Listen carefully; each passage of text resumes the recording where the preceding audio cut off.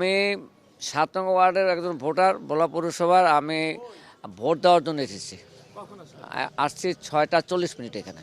আমি তো গত ১৫ বছর ১৭ বছর কবে দিয়েছি মনে নেই, অনেক আগে দিচ্ছি। ১৭ বছর হবে, ১৬-১৭ বছর হবে। হ্যাঁ, আগে আসলাম। আর টাইম তো প্রথম দিয়েছি 7:30 থেকে শুরু, এখন দেখলাম যে টিভিতে 7টা দেখলাম, তাই আগে আসলাম। বাসা এখানেই আমার কাছে।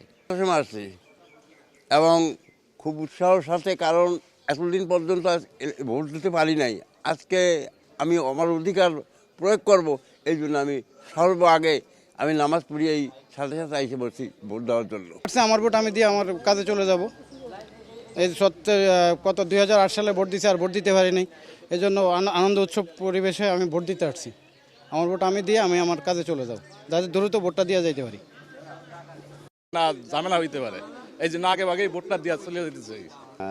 আসলে ভোটার হওয়ার পর থেকে কখনো ভোট দেন, এই প্রথম ভোট দিতে আসছি।